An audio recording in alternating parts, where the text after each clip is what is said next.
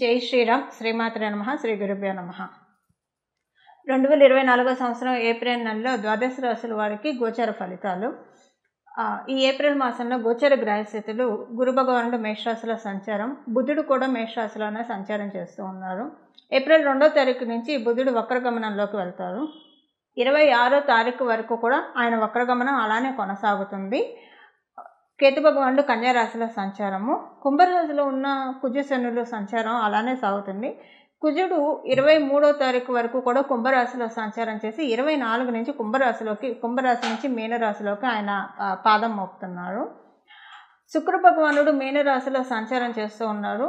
25వ తారీఖు నుంచి ఆయన మీనరాశి నుంచి మేషరాశిలోకి ఆయన రాబోతున్నారు. సూర్యనారాయణమూర్తి మీనరాశిలో సంచారం జరుగుతూ ఉంది. ఆయన 14వ తారీఖు నుంచి మీనరాశిలోంచి ఆయన ఉచ్చస్థానమైన మేషరాశిలోకి ఆయన అడుగు పెట్టబోతూ ఉన్నారు. రాహు భగవానుడు మీనరాశిలో సంచారం చేస్తూ ఉన్నారు. ఈ గోచర గ్రహస్థితుల రీత్యా ఈ మాసము ఏప్రిల్ నెల మొత్తం కూడా ద్వాదశ రాశుల వాళ్ళకి ఎలా ఉండబోతుంది. అయితే ఈ మాసంలో ఒక స్పెషల్ గ్రహస్థితి ఏంటంటే, ఈ మాసం 14వ తారీఖు నుంచి రారాజు అయిన సూర్యనారాయణమూర్తి మేషరాశిలోకి 14వ తారీఖు నుంచి రాబోతూ ఉన్నారు. ఆయన మేషరాశిలో ఆయన సంచారం చాలా మంచిది. ఎందుకంటే ఉచ్చరాశి కాబట్టి అందరికీ కూడా ఏదో ఒక రకంగా కాన్ఫిడెన్స్ని ఇవ్వడము, ఏదో ఒక పనుల్లో ఇప్పుడు కరేజ్ లేకుండా ఏ పని అయితే అంటే ఆత్మస్థైర్యం కావచ్చు, ఒక పనులను ముందుకు సాగించే నిబద్ధత లేకుండా, నిబద్ధత అని కూడా కాదు, ఒక భయంతో వెనకంజ వేసే వాళ్ళందరికీ కూడా ఏ విషయాల్లో అయితే వెనకంజ వేస్తూ ఉన్నారో ఆ విషయాల్లో వెన్నుతట్టి ప్రోత్సహించడానికి, ఆ విషయాల్లో పురోభివృద్ధికి సూర్యనారాయణమూర్తి మేషరాశిలో సంచారం అనేది 14వ తారీఖు తర్వాత నుంచి చోటు చేసుకుంటుంది. ఇక ఇంకొక రిలీఫ్ ఫ్యాక్టర్ ఏంటంటే, ఈ నెల 23వ తారీఖు వరకు కూడా కుంభంలో కుజ భగవానుడు సంచారం, కుజుడు శని కలయిక, వీళ్ళిద్దరి కలయిక కొంత సంఘర్షణలకు దారితీస్తుంది. మరి కొంత మీ జన్మజాతకం బాగా ఉంటే తప్పించి హర్టింగ్స్ ఎక్కువగా ఉంటాయి.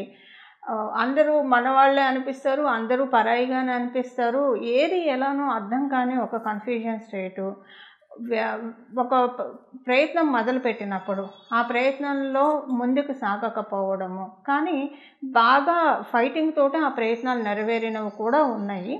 అలాగే గృహ ప్రయత్నాలకి, రియల్ ఎస్టేట్లో ఉన్న వాళ్ళకి, వాహనాన్ని కొనాలనుకున్న వాళ్ళకి, భూమి లేదా ఆస్తి కొనాలనుకునే వాళ్ళకి, అమ్మాలనుకునే వాళ్ళకి, లేదా కట్టే వాళ్ళకి, ప్రత్యేకించి కన్స్ట్రక్షన్ రంగంలో ఉన్న వాళ్ళకి, లేదా మీ ఓన్ హౌస్ కన్స్ట్రక్షన్ చేసే వాళ్ళకి, ఒక మాటలో చెప్పాలంటే గడిచిన 2 నెలలు కూడా చాలా అంటే చాలా టెస్టింగ్ పీరియడ్, చాలా ఉద్దాన పతనాలు ఈ 2 నెలల్లోనే మీరు చూశారు అందరూ. అంటే కన్స్ట్రక్షన్లో ఉన్న వాళ్ళందరూ, మీ ఓన్ హౌస్ కన్స్ట్రక్షన్ చేసేవాళ్ళు కావచ్చు, జనరల్గా కన్స్ట్రక్షన్ రంగంలో ఉన్న వాళ్ళందరూ కూడా, రియల్ ఎస్టేట్ వ్యాపారం చేసే వాళ్ళందరూ కూడా ఇవన్నీ చూశారు. మీరు ప్రాపర్టీ కాదు, ఒక వెహికల్ కొనాలనుకున్నా కూడా కొన్న తర్వాత ఒకవేళ మీ గ్రహబలం బాగా ఉండి కొన్నారే అనుకోండి, కొన్న తర్వాత అరే ఇప్పుడు ఈ వెహికల్ ఎందుకు తీసుకున్నాయి, తీసిన దగ్గర నుంచి ఏదో ఒక గొడవలే వస్తున్నాయి, ఏం మనశ్శాంతిగా లేదు అని అనుకోవడం, ఇలాంటివన్నీ కూడా. ఒకవేళ కొనాలనుకుంటే కొనలేకపోవడం, కొనాలనుకొని కొనలేకపోతే నిజంగా మీ అంత అదృష్టవంతులు ఎవరు లేరు. ఎందుకంటే ఈ 2 నెలల్లో చాలా ప్రాబ్లమ్స్ ఫేస్ చేస్తుండేవాళ్ళు. కొని ఉంటే కనుక అవి మీకు ఈ నెల 24 నుంచి హౌస్ కన్స్ట్రక్షన్ చేయాలనుకునే వాళ్ళకి, కన్స్ట్రక్షన్లో ఉన్న వాళ్ళకి, రియల్ ఎస్టేట్లో ఉన్న వాళ్ళకి, ఇల్లు లేదా స్థలము పొలము కొనాలనుకునే వాళ్ళకి, అమ్మాలనుకునే వాళ్ళకి, వాహనాలు కొనాలనుకునే వాళ్ళకి, అమ్మాలనుకునే వాళ్ళకి ఈ నెల 24 నుంచి కొంత ఊరట లభిస్తుంది. ప్రత్యేకించి ఇంజనీర్లకి చాలా మంచి శుభ సమయం. ఎందుకంటే కన్స్ట్రక్షన్ అంతా, బిల్డింగ్ ప్లాన్స్ ఇవన్నీ కూడా ఇంజనీర్సే చేస్తారు కాబట్టి వాళ్ళకి ఈ మాసం 24 మొదటి నుంచి కాదండి, 24 నుంచి కొంత ఊరట మొదలవుతుంది. అమ్మయ్య కొంత తెప్పరిల్లుతున్నాం, తేరుకుంటున్నాం, మొత్తం ఇంకా అన్ని పనులన్నీ కూడా పుంజుకుంటాయి, వేగవంతం అవుతాయి అని అనుకోవడానికి చక్కటి అవకాశం ఉంది. ఇక సూర్యనారాయణమూర్తి అయితే మీకు అందరికీ కూడా 14వ తారీఖు తర్వాత నుంచి చాలా సపోర్టింగ్గా ఉన్నారు కాబట్టి కొంత అక్కడి నుంచి చక్కటి ఎనర్జీ బూస్టప్ అయిపోతున్నాయి. ఎలాంటి ఇబ్బంది లేకుండా మనం చేసుకోగలుగుతాం అన్ని పనులు కూడా. ఒకళ్ళ సపోర్ట్ లేకుండా, ఒకళ్ళ సహాయ సహకారాలు లేకుండా మన పనులు మనం చేసుకోగలిగితే మనకి ఎవరికైనా అదే కదా కోరుకునేది. అలాంటిది ఈ మాసంలో తటస్థిస్తుంది ద్వాదశ రాశులు అందరికీ కూడా. అయితే ఏ విషయంలో ఆ విషయం అది తటస్థిస్తుందన్న విషయం మనం రాశుల వారీగా విడివిడిగా తెలుసుకున్నాం. ఓవరాల్గా అయితే స్వయం కృషితో పైకొచ్చే వాళ్ళకి అందరికీ కూడా ఈ మాసం చాలా బాగా ఉందని చెప్పాలి. ఇక మనం వివరాల్లోకి వెళ్దాం. వృషభ రాశిలో పుట్టిన వాళ్ళందరికీ కూడా ఈ మాసంలో ఎలా ఉందన్న విషయాన్ని మనం తెలుసుకుందాం. వృషభ రాశిలో పుట్టిన వాళ్ళందరికీ ఈ మాసము చాలా బాగా ఉంది. ముందు ప్రశాంతంగా ఉంటారు, ఆదాయపరంగా బాగా ఉంది, ఆత్మవిశ్వాసం ఉన్నట్లే ఉంటుంది, పగలంతా బాగా ఉంటారు ఆత్మవిశ్వాసంతో. కానీ రాత్రి పడుకున్నప్పుడు మటుకు జరిగిపోయిన విషయాలు తలుచుకొని ఎందుకో మానసిక ప్రశాంతత కొంత చేర్చుకుంటారు. ప్రయత్నపూర్వకంగా ఇది స్వయంకృతం అనే చెప్పాలి. ఎందుకంటే ఇప్పుడైతే వచ్చిన ప్రాబ్లం ఏం లేదు. కాకపోతే జరిగినవన్నీ తలుచుకొని నేను తప్పు చేశానా లేదా వాళ్ళు తప్పు చేశారా ఇలాంటి ఆలోచనలతోటి కొంత మీకు నిద్ర డిస్టర్బ్ అయ్యే అవకాశం ఉంది. మీకు ఒకవేళ ఆస్తమా ప్రాబ్లం ఉంటే రాత్రి పడుకునేప్పుడు ఊపిరికి సంబంధించిన విషయాల్లో కొంచెం ఇబ్బందులు వచ్చే అవకాశం ఉంది. అందువల్ల మీరు ప్రాణాయామం చేయడానికి ఎక్కువగా ప్రయత్నించండి. ఈ మాసం అంతా కూడా ఈ ప్రాణాయామం చేస్తే రాత్రి పడుకున్నప్పుడు కొంచెం ఊపిరి ఎక్కువగా పీల్చుకోవడం, కొంచెం ఎక్కువగా రెస్పిరేటరీ ఇష్యూస్ రావడానికి అవకాశం ఉంది. కాబట్టి ఈ విషయంలో జాగ్రత్తగా ఉండండి. ఎక్కువగా పడుకునేప్పుడే టెన్షన్స్ వస్తాయి. పగలంతా బాగానే ఉంటుంది. పడుకునేప్పుడు అసలు ఏ టెన్షన్ పెట్టుకోకుండా చక్కగా ఏదైనా భగవంతుడి కీర్తన పాడుకుంటునో లేదా ఫోన్లో పెట్టుకోనో లేదా మీకు దగ్గర ఏదైనా ఉంటే పెట్టుకొని వింటూ పడుకోవడానికి ప్రయత్నించండి. అప్పుడు దీంట్లోంచి బయటకు వస్తారు. ఎలాంటి ఇబ్బంది ఉండదు. సంతాన రీత్యా అంతా బాగానే ఉన్నా కొంచెం టెన్షను.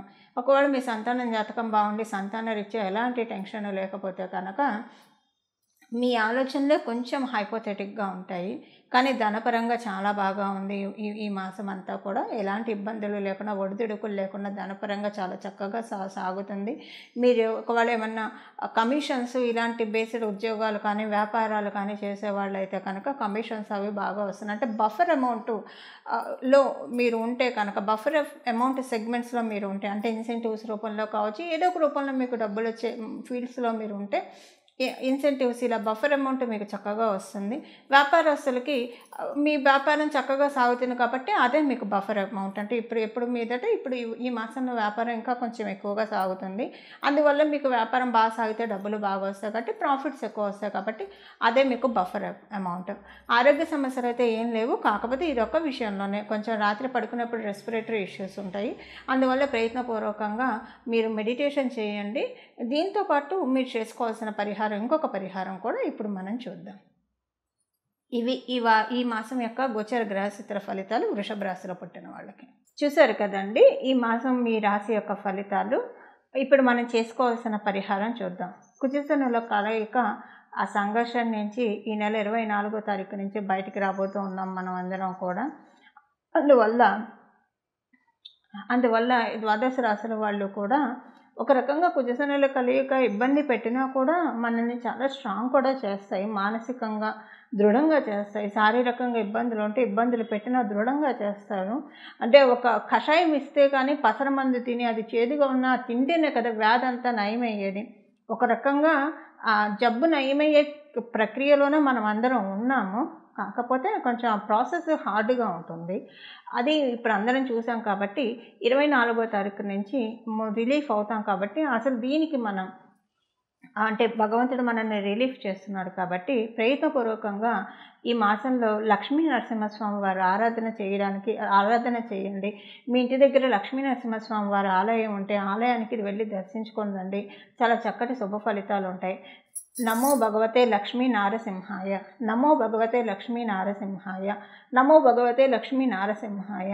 ఈ నామాన్ని మనసులో జపించుకుంటూ ఉండండి. లేదా లక్ష్మీ నరసింహస్వామి వారికి సంబంధించిన అష్టోత్తర శతనామావళి కావచ్చు, సహస్రనామావళి కావచ్చు, లేదా లక్ష్మీ నరసింహస్వామి వారికి సంబంధించిన కరావలంబ స్తోత్రం కావచ్చు, ఏదైనా చదువుకోండి. మీకు కుదిరితే కనుక వడపప్పు పానకం లక్ష్మీ నరసింహస్వామి వారికి నైవేద్యం పెట్టి తినండి. చాలామంది ఇళ్ళల్లో లక్ష్మీ నరసింహస్వామి వారి చిత్రపటం ఉండదు. అలా లేదని మీరు బెంగపడవద్దు.